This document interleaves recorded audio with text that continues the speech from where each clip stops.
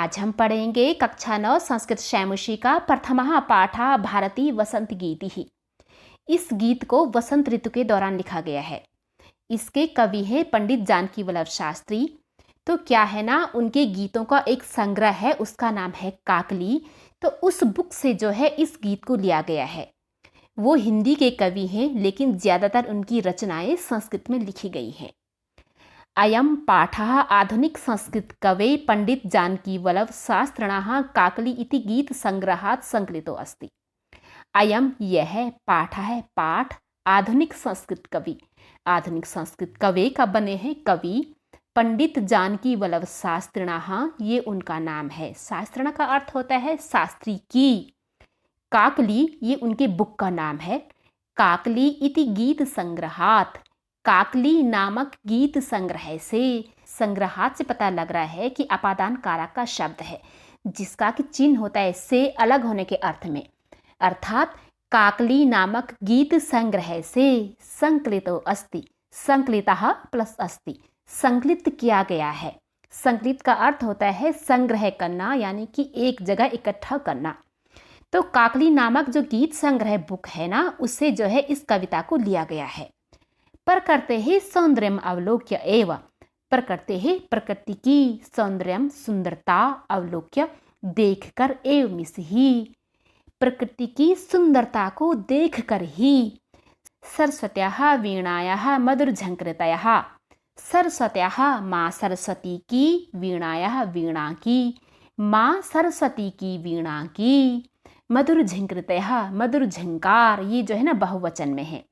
प्रभवितुम शक्यन्ते इति भावना पुरस्परम, प्रभवितुम चारों दिशाओं में फैलने के लिए, शक्यन्ते हो सके, इति इस प्रकार से, भावना पुरस्परम भावना में भरकर, अर्थात भावना से ओतप्रोत होकर।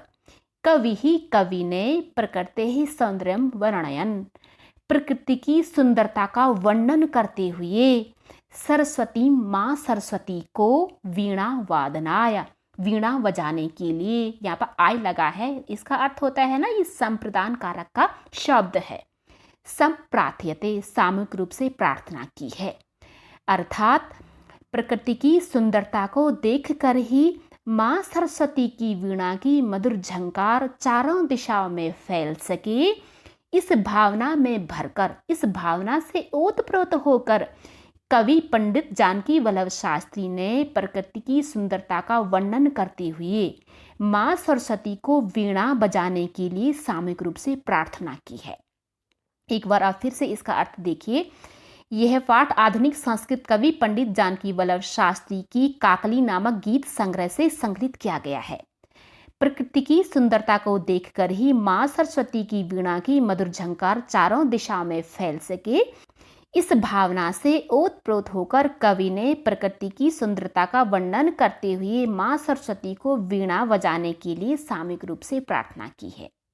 निनादय नवीना वये वाणी वीणा, मृदुम गाय गीतिम ललित नीतिलीनाम, मधुर मंजरी पिंजरी भूतमाला, वसंते लसिन्तिः सरसारसालः, कलापाः ललित कोकिला काकलीनाम, निनादय नवीनामये वाणी वीणाम। निनादय बजाइए, अर्थात प्ले करिए, नवीनाम प्लस अये वाणी वीणाम, नवीनाम नई, अये हे वाणी, वाणी माँ सरस्वती को बोला जाता है, वीणाम वीणा को, हे माँ सरस्वती नवीन वीणा को बजाइए। मृदुम यानी कि कोमल, गाय गान करिए, गीति गीत को, ललित सुंदर, नीति प्रकृति की रीति, लीनाम उससे संलग्न अर्थात उससे युक्त। हे माँ सरस्वती नवीन वीणा बजाइए, सुंदर नीतियों से संलग्न, सुंदर नीतियों से युक्त मधुर गीत को गाइए। मधुर मंजरी पिंजरी, मधुर मीठी, मंजरी आम के पुष्पों के समूह को मंजरी बोला जाता है। पिंजरी पीली भूत हो चुकी, माला पंक्तियाँ, वसंते वसंत ऋतु में, लसंती प्लस इह, लसंती सुशोभित हो रही हैं, अर्थात सुंदर दिख रही हैं। इस सरसा जो रस से युक्त है। सौ का अर्थ होता है साथ में, रसा यानी कि रस से युक्त। कौन? रसालह, आम के पेड़, ये बहुवचन में है रसालह। अब इसका अर्थ बनता है कि इस वसंत में रसीले आम के पेड़ मधुर और पीली हो चुकी पुष्पों की समूह की पंक्तियां सुशोभित हो रही हैं। कलापाह यानी कि समूह, ललित सुंदर। कोकिला, कोयलें, काकलीनाम, काकली उनकी बोलियों को बोला जाता है, बोलियों के। कैसी बोली? कि मधुर बोली वाली कोयलों के सुंदर समूह सुशोभित हो रहे हैं। कब? इस वसंत में। क्या क्या हो रहा है इस वसंत में? इस वसंत ऋतु में रसीले आम के पेड़ मधुर और पीले हो चुके पुष्पों के समूह की पंक्तियां सुशोभित हो रही हैं और मनोहर बोली बोलने वाली कोयलों के समूह सुंदर दिख रहे हैं। सुंदर कहाँ से आ रहा है? यहीं से। ललित का अर्थ होता है सुंदर। तो हे माँ सरस्वती, नवीन वीणा को बजाइए। कौन सी वीणा? जो सुंदर नीतियों से संलग्न मधुर गीत वाली वीणा को, हे माँ सरस्वती, नवीन वीणा को बजाइए। अब है इसमें वहति मंद मंदम सनीरे समीरे कलिंदात्म जाया सवानीर तीरे नतां पंक्ति मालोक्य मधुमाधवीनाम निनादय नवीनामये वाणी वीणाम। वहती बह रही है, मंद मंदम धीरे धीरे, सनीरे सा प्लस नीरे, सा का अर्थ होता है साथ, नीरे पानी में, समीरे यानी कि हवा में। ये जो बड़ा सा पद है इसमें कई छोटे छोटे उपपद हैं। कलिंद आत्मजाया सा वानीर तीरे। कलिंद भगवान सूर्य को बोला जाता है।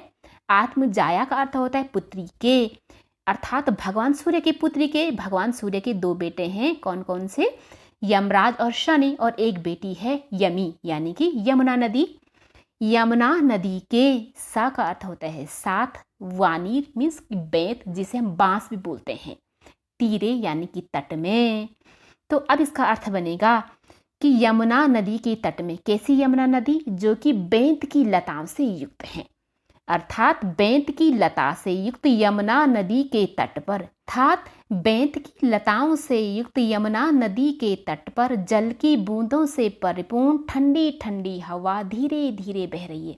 अब जरा इमेजिन करिए कि कितना सुंदर लग रहा है।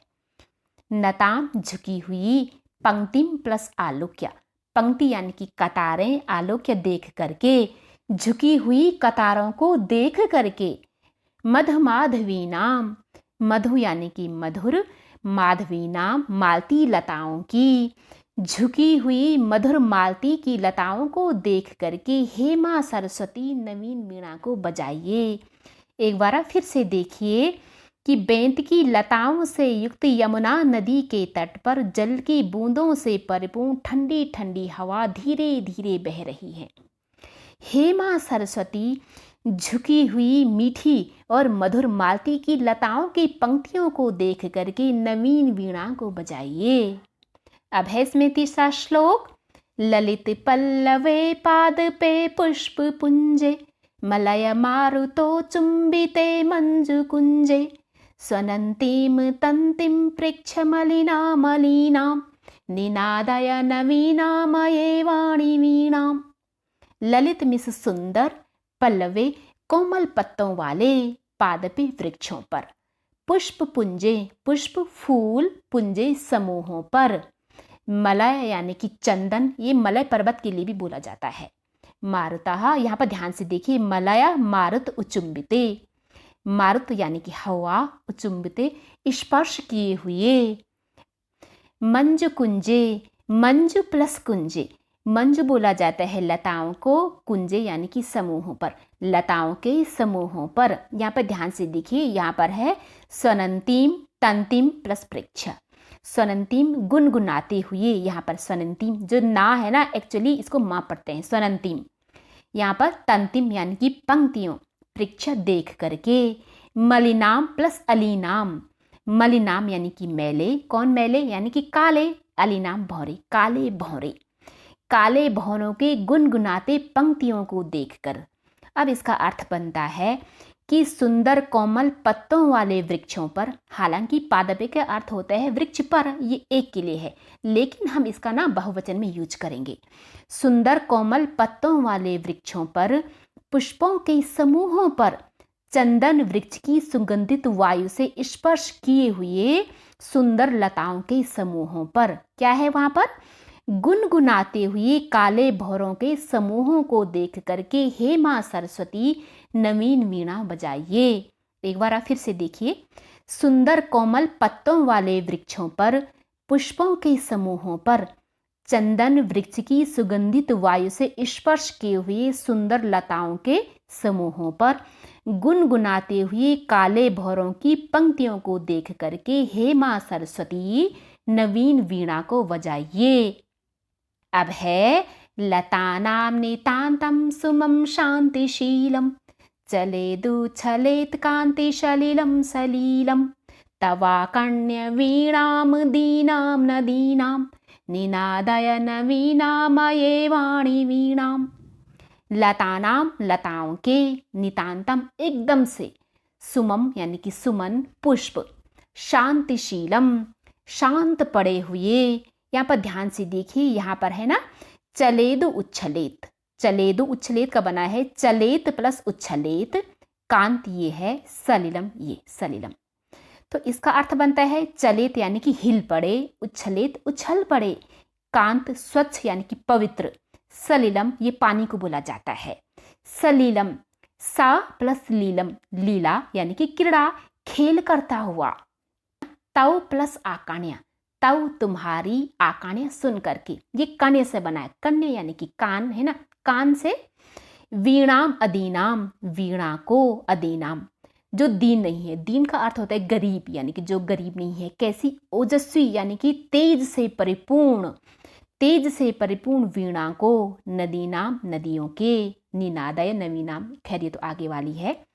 अब इसका अर्थ बनता है कि तुम्हारी तेज से परिपूर्ण, ओज से परिपूर्ण वीणा को सुन करके लताओं के एकदम से शांत, नितांतम का अर्थ होता है एकदम से यानी कि पूर्ण रूप से शांत, जो कि शांत पड़े हुए पुष्प जो है ना हिल पड़े, और नदियों का जो स्वच्छ जल है खेल करता हुआ क्रीड़ा के साथ उछल पड़ा। हे मां सरस्वती नवीन वीणा को बजाइए। एक बार फिर से देखिए, तुम्हारी तेज से परिपूर्ण वीणा को सुन करके लताओं के एकदम से शांत पुष्प हिल पड़े, नदियों का स्वच्छ जल खेल करता हुआ क्रीड़ा करता हुआ उछल पड़ा। हे मां सरस्वती नवीन वीणा को बजाइए।